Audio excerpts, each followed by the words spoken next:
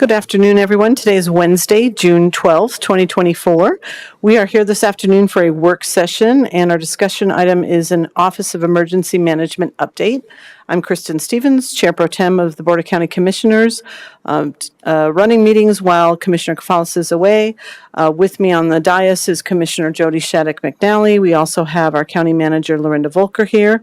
And we're going to turn things over to Lori Hodges, our manager of the Office of Emergency Management, or director probably is the right term.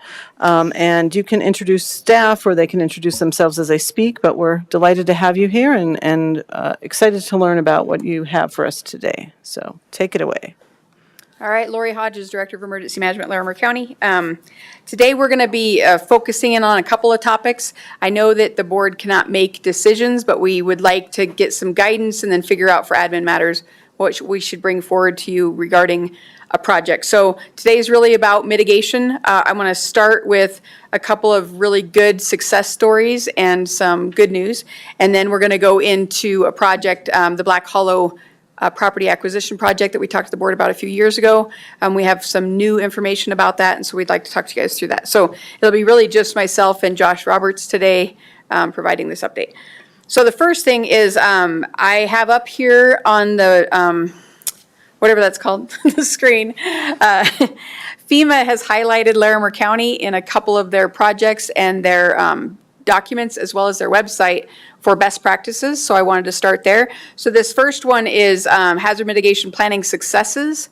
So they have a story map that they've created. I gave you guys a handout, a quick handout about what the project is. The Hazard Mitigation Plan Integration Driven by Relationships. That shows you some of the data that they put up on their website. But this website here, if you go, if you scroll down to Plan Integration, on this story map, the very first one that they have up here is Larimer County. So this one talks about how the Office of Emergency Management was formed after the 2012 Hyde Park fire and the 2013 flood. And then it also talks about how we developed the Larimer Connects project, which you guys are well aware of, which tries to make residents and community members as much involved in emergency management as first responders and emergency managers are. And then it talks about how we used our relationships throughout the county to build a multi-jurisdictional hazard mitigation plan to try to decrease the hazards that we do see throughout the county, and how all jurisdictions in the county sign on to that same plan. So it shows a good regional approach. So I just wanted to kind of highlight that as one thing that I think is great that FEMA is highlighting us. And then in another way that FEMA is highlighting us, and I did invite Heidi Pruis to the meeting, but she had another meeting today, is the other handout that I gave you guys, which is the climate adaptation planning. I didn't print out the whole guide for you guys, but I printed out the page where they highlight Larimer County in that. And this case study shows that that the state of Colorado established the Future Avoided Costs Explorer tool. Larimer County used that tool for flood, drought, and wildfire. And they were able to show that under a medium growth scenario and moderate climate change, the county will see $59 million in annual damage from those three hazards alone by 2050 because of climate change. So, and this is 2.6 times the current level. So, and then that led to the Climate Smart Future Ready plan. So I just thought that that was good to show you guys where we're being, where some of our work is being highlighted by our federal government. So that's first. And then the other good news is, do you want to talk about CoSwap really quick? Yeah. Afternoon, commissioners, Lorinda, folks in the audience. CoSwap landscape. Can you just introduce yourself? Yeah, Josh Roberts, Larimer County Office of Emergency Management. Sorry, I always forget to do that. But some recent good news. We were verbally advised. We had worked with some partners in the area to put together a collaborative proposal for some forest health and wildfire mitigation work to be funded by the state's CoSwap Landscape Resilience Investment Program. This will be for round 2. You might know that we've got the round 1 project that we were awarded and are working on currently, Pole Hill and Waltonia areas. With this new project, they advised us that they wanted to award our application. So it'll be to the tune of roughly $1.1 million. 2 projects as part of that award, pending award. First project is in the North Cherokee Park area, involving partners with Larimer Conservation District, Colorado Parks and Wildlife, and the Coalition for the Poudre River Watershed. And then the second project up underneath that award is going to be in the Cedar Park area, which is in the Big T, Big Thompson Watershed, and partners there are the Big Thompson Watershed Coalition and Loveland Fire Rescue Authority. They're going to be partnering with us on that second project. So don't have the official award formalities yet, but we're excited that they're once again putting their trust in us with this funding. So. Thank you, Josh, for sharing that good news, and thank you, Lori, for showing how we're being highlighted by FEMA. It's we're doing good work, you're doing good work, we're all doing good work, and it's really nice to be acknowledged for that, and then to get the funding to be able to do more good work is great. Any questions, Commissioner, before we? Thank you, Madam Chair Pro Tem.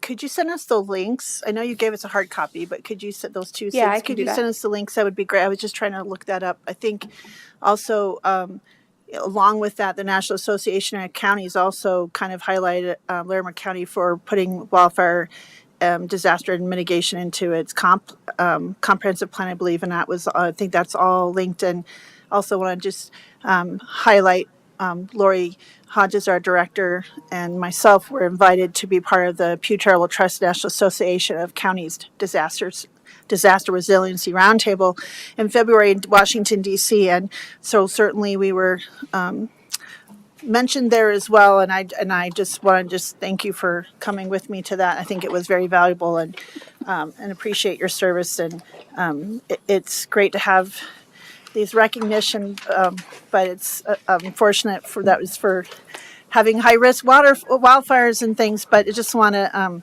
if you wouldn't mind giving those, but just want to also give you a shout out for coming with me to the Disaster Resiliency Roundtable. Thank you, Lori.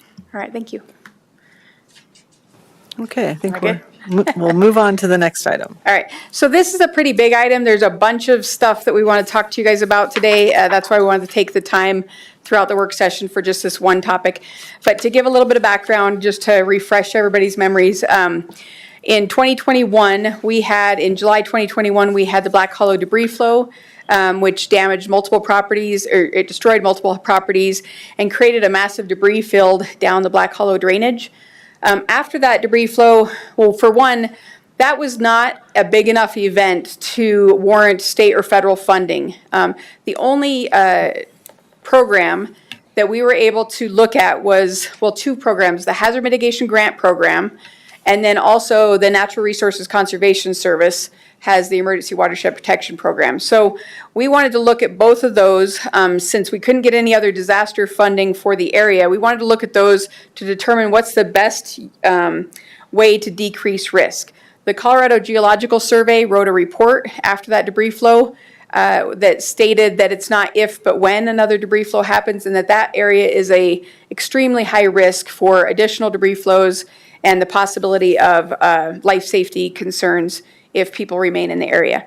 So we did send that information out to the public. We sent it out to the people who live in that area. And then also we started working with Emergency Watershed Protection Program to determine what's the best way in which to address the growing concern in the area. Ourselves and Greeley divided up the Black Hollow debris flow into two different parts. So Larimer County took care of the debris that was in the river and making sure that we were able to get the flow of the river going again, because in the 2 weeks following that flood, we were in a severe weather system where we kept getting flash flood warnings pretty much daily after that event. So we worked with NRCS to do the debris activities, and then Greeley was going to do a phase 2 and phase 3 project. And the only reason it was Greeley is they also had an open project with NRCS at the time, and they were doing some work on Cameron Peak Fire. So they just tied that into what they were already doing. So they did some realignment in the area, and they tried to realign the river a little bit. But the phase 3 process, it turned out where it's, I guess, what's the word I'm looking for? It's probably not in the best interest of public safety to do a phase 3 where we get everybody back in the area, you rebuild, and you have the homes, because we still have the threat of a debris flow. So recently, we applied for the hazard mitigation grant program through FEMA to try to do the property acquisition, which you guys are aware of. We got permission from the board to go ahead with that. We did apply, but we were not successful in getting funding. It wasn't, FEMA didn't rank it high enough to get the funding, and the state didn't rank it high enough. So we were looking for some other grant opportunities, and recently NRCS approached us and said that they have a new property acquisition program. And the good news about that is it wouldn't be competitive like the hazard mitigation grant program, where we have to do a grant and then it goes into a bigger pool and you have to wait a year to find out if you qualify. This is if we want to do it, and if they find that the properties are feasible and within their scope, we sign an agreement with them and we go forward. So that's kind of where we're at today. Is we wanted to, one, refresh you on where we were at and what steps we've gone through up until now, but then also let you know that this new program is available to us. There is a match with it, just like there would be with the hazard mitigation grant program. So we want to give you a little bit of information about which properties might qualify, as well as the possible costs, and then talk to you guys about some of the decisions that will need to be made along the way. Make sure that we still have your guys' support for moving forward. So I'm going to pass this off to Josh. He has all the new information. He's been working with NRCS on this, so go ahead. Thank you, Lori. So on the screen here, and you'll have a handout in front of you which depicts a map, and I'll just address it real quick. The blue parcels are parcels where the property owner has indicated they are continuing to be interested in pursuing this potential buyout, this acquisition and demolition project with us. Those where we don't have a blue shade or a blue highlight, they either have indicated that they aren't interested, or they are new property owners that didn't own the property at the time of the flood. But the blue parcels, there are 7 total parcels owned by 6 different owners. So that's just kind of a general depiction of the location there. That's Black Hollow, obviously on Highway 14, west of Rustic there. And if you move to the next handout, which should show a table of estimated values and cost. And, you know, one thing I'll do is just to just sort of make sure to note, these are totally estimated, and I'll explain maybe some of the methodologies as to how we arrived at those numbers. But it would still have to go through a more formal benefit cost analysis tool. So these figures may change a little bit dollars-wise, but this is a pretty close estimate. So on the screen, and I know it's super small on the handout, apologies for that, but on the screen I'll zoom in. Can y'all see the screen okay? Okay. Yes. So you'll see the 6 properties, 7 parcels owned by 6 different property owners. This next column, LOI, just stands for letter of interest. So we've received an interest form, which is from the property owner assigned, hey, we're still interested in pursuing this with you. I'm anticipating one from the owners at 62 Black Hollow Road. Just talked with them earlier today, and they'll be getting us that interest letter.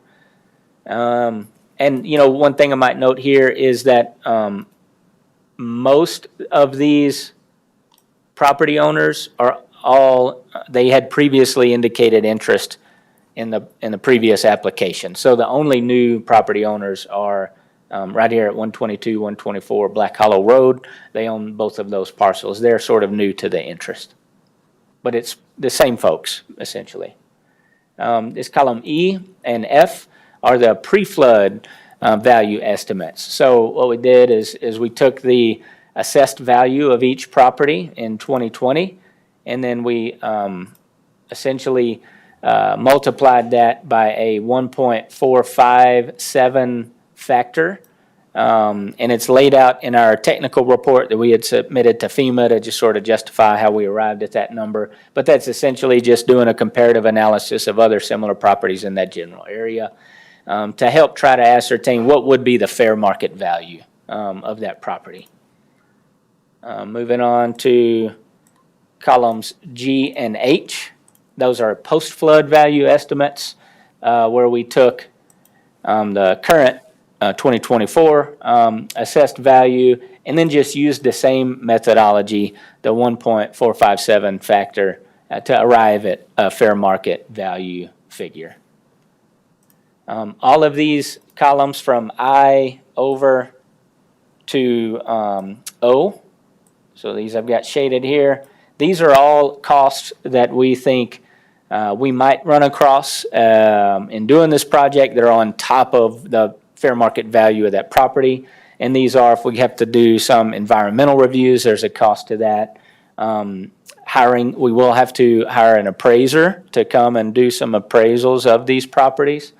Closing costs, demolition costs, any sort of erosion control or stability things that we'll have to do to some of these properties after demolitions. Capping wells or removing septic tanks, utility removal costs.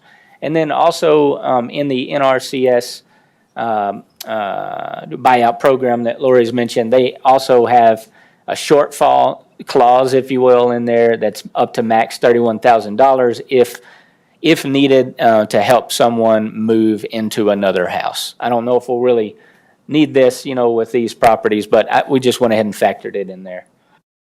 All of those costs added together are columns P and Q here. One is a pre-flood, that same sort of way we estimated that, plus all these additional costs, and then a post-flood.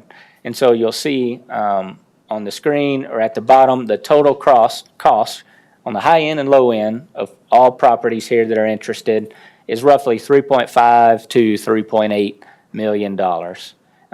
This program has a 75-25 split, so the federal share is 75% and the local share would be 25%. So you see those figures there. Now, what's one sort of I think a decision point, that we'll have to make is that you see the green highlights here. That just indicates with each individual property which one is the higher amount, either pre-flood way of going about it or the post-flood. We, as the applicant to this program, would have the option of choosing which pre or post value do we want to use, but we can't do it by property. We have to do it for the whole project. And so as you can see, that's going to mean any individual property, it might mean something different. And so we've had some discussions on what we feel like is the way to go. Lori, did you want to mention that or I can? Yeah, so my recommendation to Josh, and it would be the recommendation to the board, is to use the pre-flood value. And the reason for that is because the people who were most impacted by this debris flow had higher property values because they didn't lose their property before the flood. So the people who were most impacted by the debris flow would get the benefit from this program more than those who were not impacted and that might just be interested in the buyout because of the area, right? So that's why I was thinking that the pre-flood would be best, is because it really helps those who lost more, if that makes sense to you guys. Yeah, and to just sort of drive that home, if you will, what that looks like in estimated dollars, the four cells that I just highlighted here. So that's the pre-flood, and then you can see a pretty substantial, because the structure isn't there anymore, that's the current value. And then same with this one. And that one's to the tune of over $300,000 difference for that, property owner who lost their structure. So that's what that sort of looks like and means for those folks in estimated dollars. Now, if I can go back to the map, what might be sort of important to mention is eligibility. So of these blue shaded parcels here, so one thing to know is that these properties primarily are eligible if there is a structure on the property currently. And so 349 Colorado 14, this one right here where I have the mouse hover, there's a structure on that one. There's a structure on 62 Black Hollow Road over here on the top northeast corner. And then there's a structure at 122 Black Hollow Road on that particular piece of land there. Now, because there are structures on those parcels, NRCS has verbally indicated that would render them eligible. And then sort of you step down from there, these two parcels that are shaded blue, the 135 Black Hollow and the 35 Black Hollow, there's no structures on those presently, but because they are adjacent to the river, that our NRCS representative who's working really closely with us believes he can make that case to get them eligible because of the bigger picture of what we want to do, what they want to do what everyone ought to do, I guess, with the river. It's wild and scenic designation there at the river.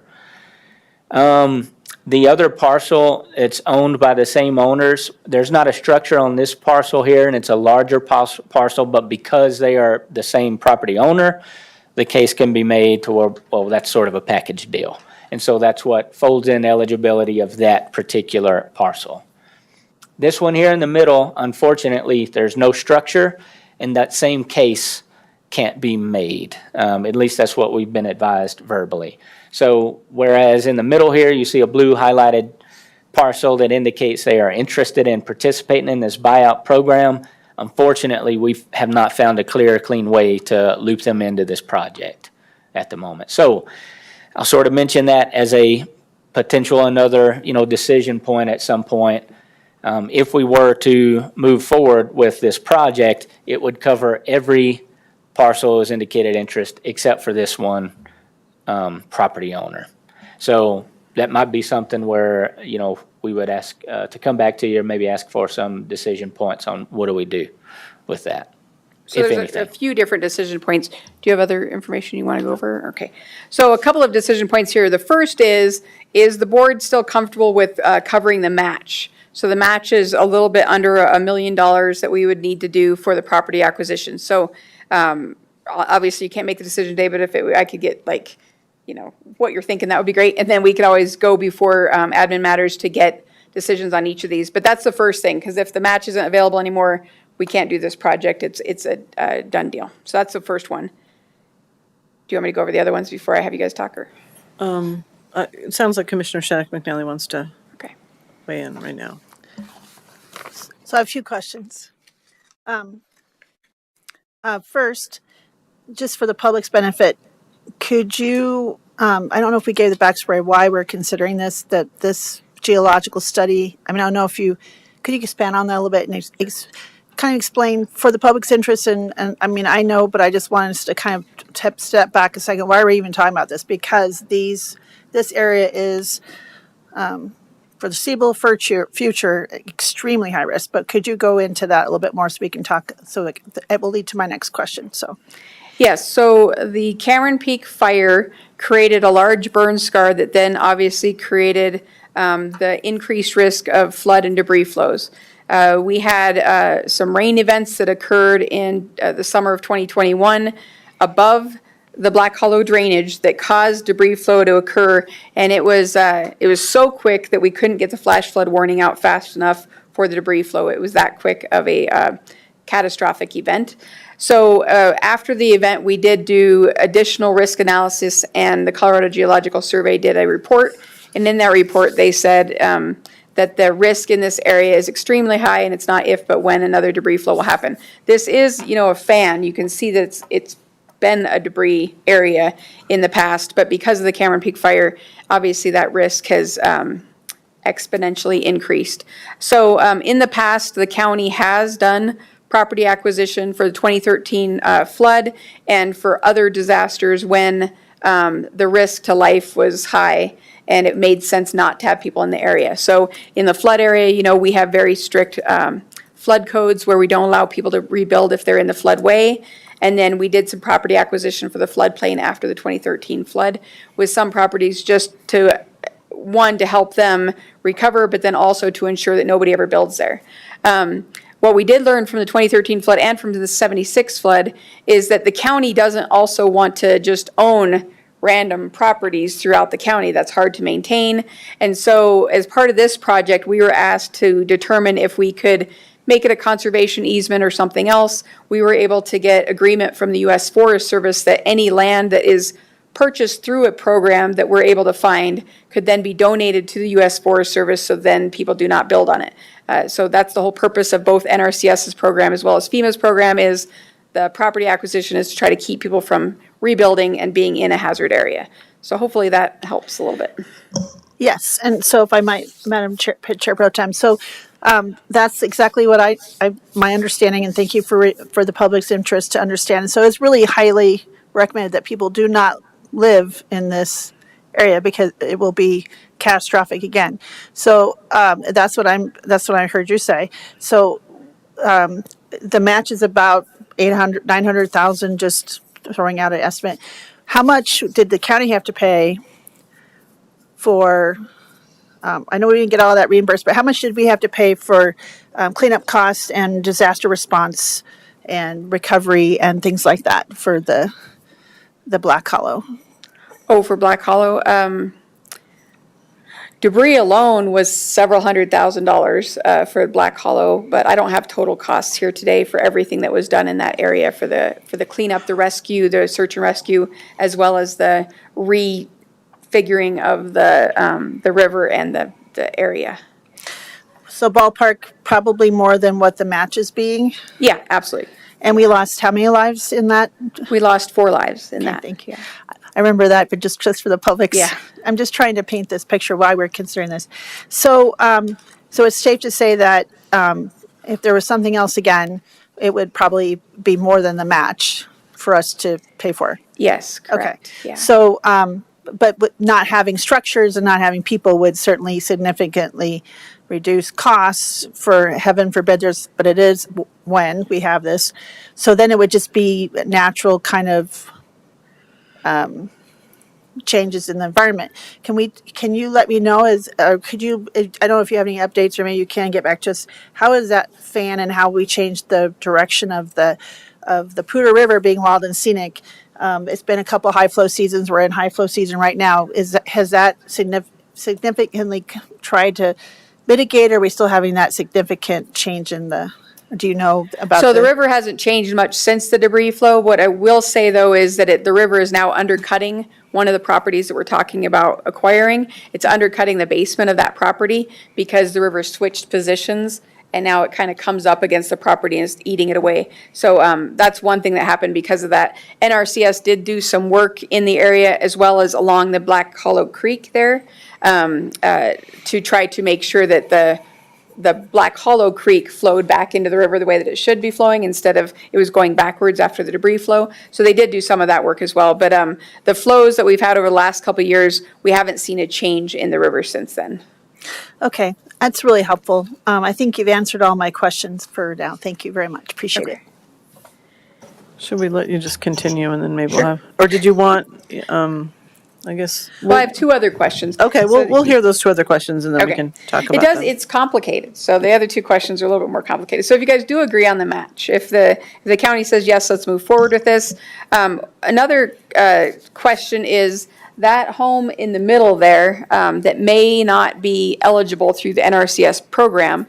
If we buy out all the other properties, the question is, would the board be willing, if the U.S. Forest Service was willing to take the donation, would the board be willing to just acquire that property outside of NRCS to make it to where we just don't have the people in that area, or as many as people as we can? So that's another one. And then the last one is if for whatever reason the U.S. Forest Service says, hey, we'll acquire all of these properties but one because for whatever reason it doesn't meet their needs for the donation, again, would the board be willing to acquire a property and then not have it donated? So that was something that before was a hard, they need to be part of the donation because we don't want to have these pieces and parts throughout the county that the county owns. But I just want to make sure that that's a consideration so we know as we're moving forward with this project what's kind of a yes and no. Because we have to go back to the Forest Service now because it's been a couple of years and just revisit with them and say, hey, you guys are still good with this project, you're still good with the donation, and then they're going to look at each of the properties because now we have a different map than we did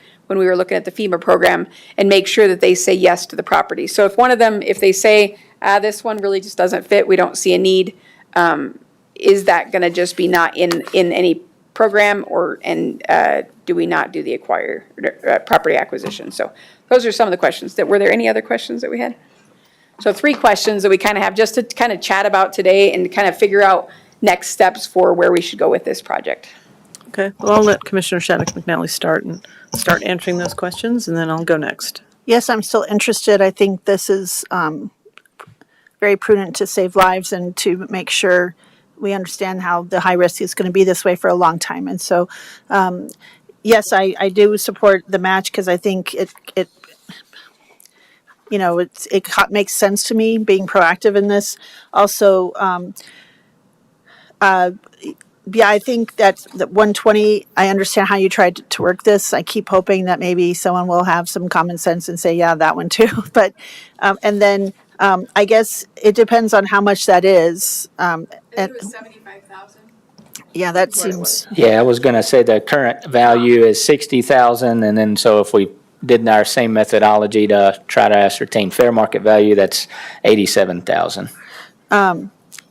and have any of these folks received money to rebuild? Did they receive any money for their homes? The Black Hollow debris flow didn't qualify for any disaster funding other than hazard mitigation grant funding because we had the Cameron Peak fire funding. So it wasn't because of Black Hollow. It was because we had funding that came in from the fire that we were allowed to use for mitigation. And then the Emergency Watershed Protection Program is the only other one that is a possibility. And did they have homeowners insurance to help cover any of this, or was it? I mean, do we know if any of them? For those who had the homes on the property, I would assume so, but I don't have that Okay. answer on top of my So head. I guess I'm interested in moving forward. Thank you for all three. Okay, I have a few questions before I. First of all, what money did we identify for doing this previously, and is that money still available? So we haven't come to the board with, this is the amount that we need, and the board says yes to the grant agreement. So the board initially said, yes, we'd like you to go forward with the hazard mitigation grant program grant proposal. And then we were going to come back to you guys with the full amount once we knew more information. So there isn't a set aside right now. That being said, we do have the Cameron Peak Fire budget that it still exists. The money is allocated as estimates. So there is the possibility that we use the Cameron Peak Fire budget for this because we have that mitigation piece in that budget. And then as we get the actuals for the Cameron Peak Fire, we come back to you and ask for more if we need it. So that's kind of what we talked about before too, that because we're working on estimates, we don't know if we're going to use that full amount yet. It's set aside because we think that those will be our expenses, but we're not certain about that. Okay. Lorinda, did you have anything to add that, I was going to say, that's the first place we would look, and then we have our reserve if we would use that. thank you. I'm just trying to find the fund balance right now. Okay, so there's a lot of green properties in this map that either are, I guess, ineligible or don't want to participate. Are there houses on those properties? So Dan Bond's residence is there. He lives there, I think, full-time. He lives there full-time. He owns also on the right side of the map, that whole green area there. That's his property. His family used to own the entire Black Hollow area, and it was sold into parcels at some point. So then there's two others, the Toby and Timothy Rost, and then the Bazorgpur. I can't say that. The Living Trust, and those are not eligible in the program, but there is a house on one, but not on the other, correct? Yeah, that's correct, yep. So there is a structure, a house on 62 Black Hollow, right here, the blue shaded one. And as you mentioned, the green areas there, there's actually a newer cabin. These folks purchased the property following the Black Hollow flood and have since built what seems to be a cabin there. There's not any structure on this property here, Bazogpors. So those people were obviously warned of the risks, or I don't know what that looks like when people buy a property. Like, it's up to the real estate agent to probably disclose that, and if they don't, is it required disclosure, do we know, in any of these properties to do any of that? I don't know. However, Josh and I have talked about reaching out to them just so they know about this. They wouldn't be eligible because they built after the debris flow, but talk to them and just make sure that they're aware of the risk and the danger. It could be like a 2-week out of the year cabin. We don't know why they rebuilt there. So Josh was going to try to find them and just have a conversation with them. Yep, Yeah, definitely want to reach out, chat, and That's- maybe explain some I risk. think that would be a really nice thing to do, so thank you for doing that. Just because I think that it's hard to know in those kind of real estate transactions and that whether people have that awareness. And so I would appreciate that. Thank you for offering to do that. So So there's still value in doing this for these blue properties, even though there's some green properties where there could still be issues with debris or loss of life. It's still, all in all, obviously a valuable thing to do this because it would mitigate some, problems in the future. Is that? Yeah, absolutely. By having the homes removed from the area and acquiring these properties, removing those homes, it's less debris, one, but also then it's less of a life safety risk for people in the area for the future debris flows that we do have. For some of the land, this one in the bottom left, there's no structure on that land, so there's not going to be any increased risk to life unless somebody's out there on a day that there's a flood. So it absolutely decreases the risk, and it decreases it forever because the properties are acquired and then you don't build in that area again because you know of the risk that existed previous to the Cameron Peak fire, but now it's just an increased risk. So per your third question on if the U.S. Forest Service doesn't wish to acquire some of this land, and maybe they don't for like one of the pieces that is not contiguous or whatever, what does that look like for us to manage that space? Does that feel cumbersome? Does that feel like something we want to do? I mean, is there a lot involved in that? What does that feel like? Well, I know in the past, after the 76 flood, that did become a problem because we acquired so much land, and it became a problem, I think, for natural resources just to maintain the property and make sure that they were taking care of it. So the board, when we met with them previously, that's why they were I think it was you guys. I'm not sure, it was a while ago. So the board said that they wanted to make sure that the property could be donated, and that way it just becomes part of the forest. And that's how we're getting kind of lucky with a few of these properties, because those ones in the middle, by acquiring the Leistokow property, it allows those other two to be acquired. And then also, that's right along the river. So the threat of riverine flooding is also gone for those folks. And then also, that allows it to be contiguous with the U.S. Forest Service. So there's some benefits there as well. Would we know before we could, so if we had a property and the U.S., we'll know in advance that the U.S. Forest Service doesn't want it, and then we can say to the property owners, we're not interested because the U.S. Forest Service doesn't take this, or do you feel like we're better off saying, yes, we would manage that then? Yeah, my recommendation is that we start the process with NRCS and we get an agreement in place for the high number that we're thinking, because that way we have the amount of money that we would need. We don't have to spend all of that. And then before we do the property acquisition, we get the guarantee from the Forest Service that the donation is going to be okay.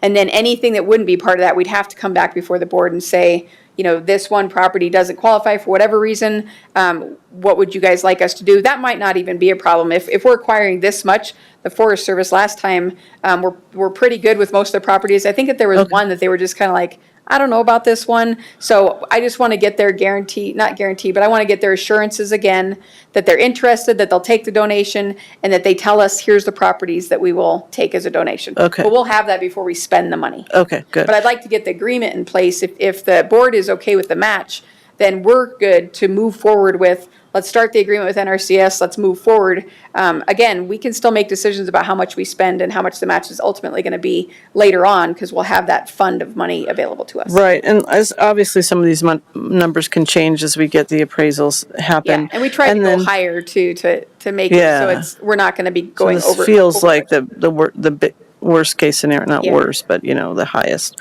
And with those shortfall numbers again in that spreadsheet, that's like a contingency in case there's that 31,000.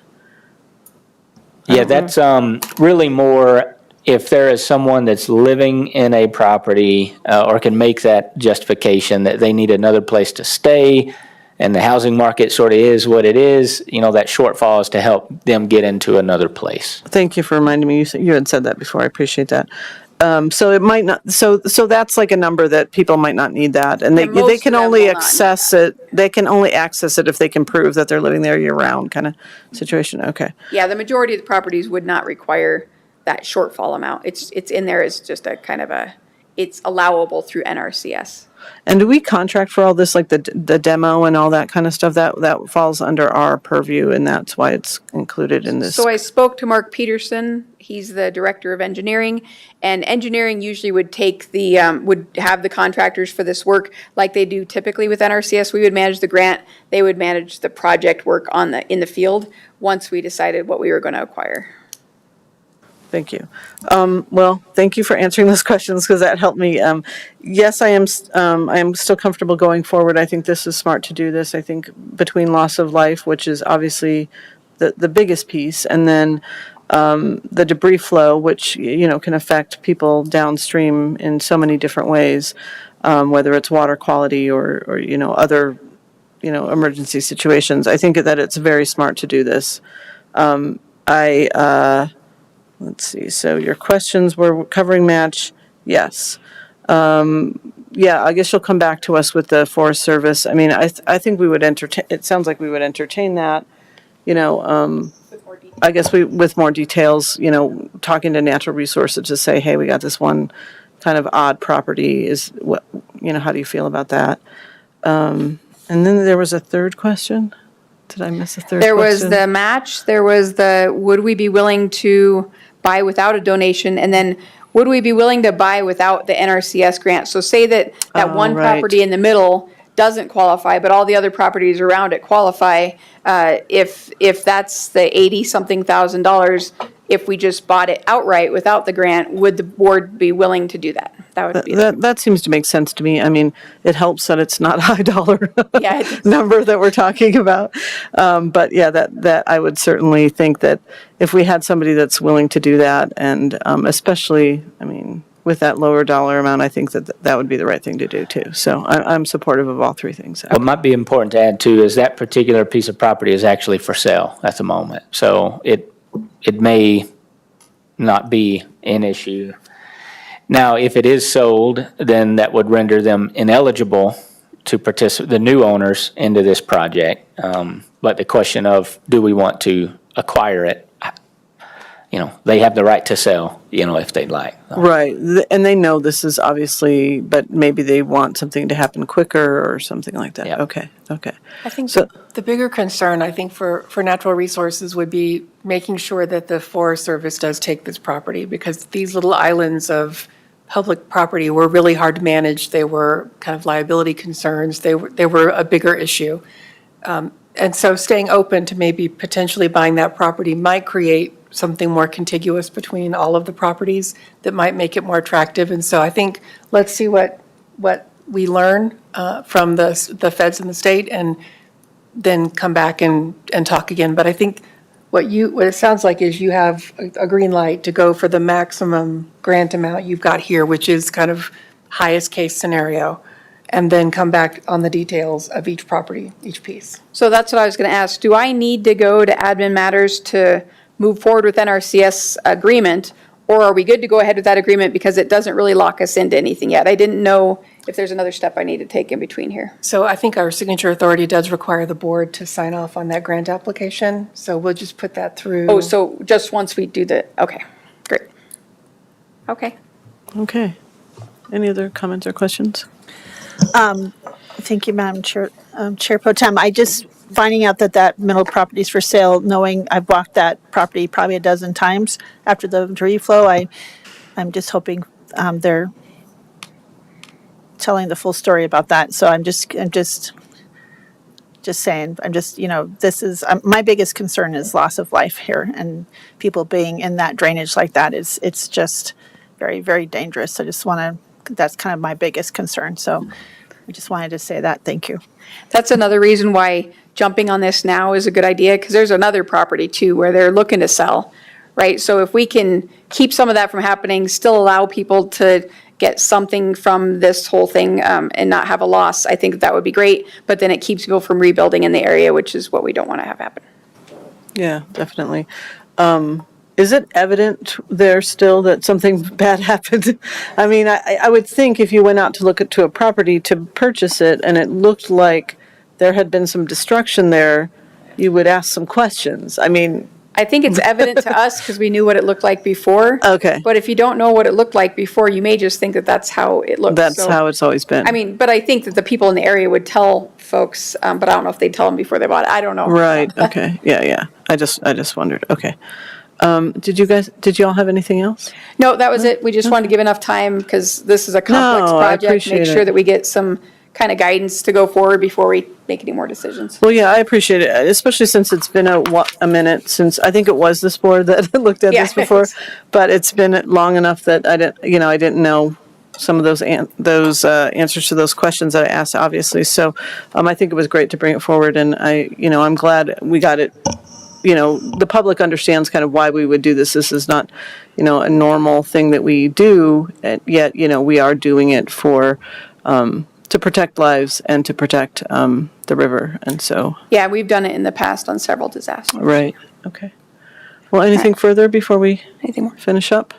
Yeah, one final thing might be useful to add is these programs, whether it was the hazard mitigation grant program that we had applied for and weren't awarded, or this current NRCS, potential opportunity, the programs themselves, yes, of course, it helps to save lives, but they're all built around ensuring that it's a cost-effective thing, so that there, in the investment, there's actually it's a benefit cost analysis, and there's this big tool that goes into, first and foremost, ensuring eligibility of a property if there's a positive return on the investment in terms of avoidance of loss. So they're financially built around trying to be good stewards of taxpayer dollar, considering the whole piece of the pie. Yeah, and I appreciate you finding another source of dollars for that. That's really great. I've heard about this sort of managed retreat idea, like especially around coastal areas where it's like, yeah, you shouldn't be building here anymore, and we're just going to make sure you don't, because the costs really do escalate, whether it's search and rescue costs or other kinds of debris kind of costs, but the cost of human lives obviously is the most important. And so I think that as climate change affects our communities more and more, I think we'll see that more and more happening. But I appreciate you bringing this forward. And it's 2:20, so we'll adjourn right now, and I'll give you 10 minutes back. Thank you, everyone.